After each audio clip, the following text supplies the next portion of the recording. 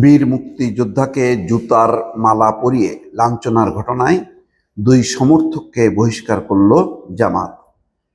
আমি মনে করি যে এটা একটা খুবই সময়োচিত পদক্ষেপ।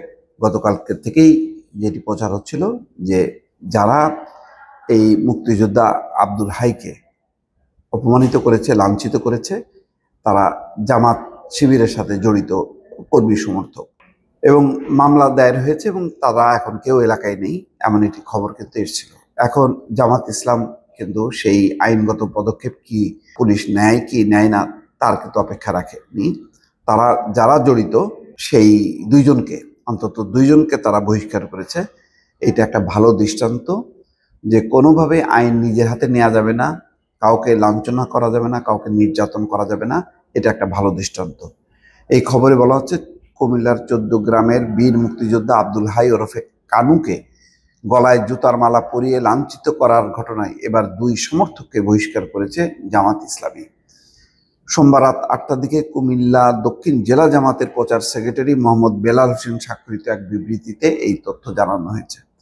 বহিষ্কৃত জামাত সমর্থকরা হলেন মোহাম্মদ আবুল হাশেম ও মোহাম্মদ ওয়াহিদুর রহমান। আবুল হাশেম 14 গ্রাম উপজেলা বাতিশ ইউনিয়নের কুলিয়ারা গ্রামের প্রয়াত আব্দুল বাকেরের ছেলে এবং ওয়াহিদুর একই গ্রামের প্রয়াত শফিকুর রহমানের ছেলে। ওই মুক্তিযোদ্ধাকে লাঞ্ছিত করার সময় ধারণ করা সামাজিক যোগাযোগ মাধ্যমে ছড়িয়ে পড়া ভিডিওতে দেখা যায় জুতার মালা পরানোর ওই দুইজন ব্যক্তি মুক্তিযোদ্ধার বাবার দুই হাত ধরে টানা হেঁচড়া করছেন।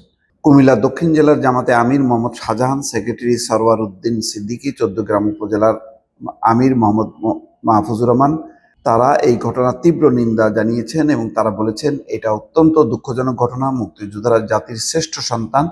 জামাত ইসলামী শুধু বীর মুক্তিযোদ্ধা নয়, দেশের সাধারণ কোনো নাগরিককেও হেনস্থা করা সমর্থন করে না। এই দুঃখজনক ঘটনার সঙ্গে জড়িতদের দ্রুত গ্রেপ্তার করে আইনের হাতে সুপর্দ করার জন্য আমরা সরকারের কাছে জোর দাবি জানাচ্ছি। বিবৃতিতে তার মানে তারা বলছেন যে তাদেরকে গ্রেপ্তার করার জন্য, অর্থাৎ আইনি পদক্ষেপ নেওয়ার জন্য। বিবৃতিতে বলছেন এই ঘটনার সঙ্গে জড়িত ব্যক্তিরা জামাত ইসলামের কোনো পর্যায়ে নেতাকর্মী নয়।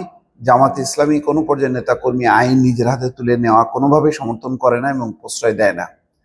আমরা স্থানীয়ভাবে খোঁজখবর নিয়ে দেখেছি যে আব্দুল হাই কানু তার নিজ এলাকায় হত্যা মামলা সহ 9টি মামলার আসামি। আমরা মনে করি এই বিষয়ে আইন শৃঙ্খলা বাহিনী তার বিরুদ্ধে যথাযথ পদক্ষেপ নেবে। আইন নিজের হাতে তুলে নেওয়ার অধিকার কারণেই আমরা ঘটনার সঙ্গে জড়িত ঢাকায় অবস্থানকারী আবুল হাশেম ও দুবাই ফেরত ওয়াহিদুর রহমানের শাস্তি দাবি করছি। কোনো অবস্থাতেই দেশবাসীকে আইন নিজের হাতে তুলে না নেওয়ার জন্য আহ্বান জানাচ্ছি। ভালো একটা, শুধু তারা তাদের এলাকার দুজনের বিরুদ্ধে পদক্ষেপ নেয়নি, একই সঙ্গে সারা দেশের মানুষের প্রতি, নিজের দলের প্রতি আহ্বান জানাচ্ছে যাতে আইন তারা নিজের হাতে তুলে না নেয়।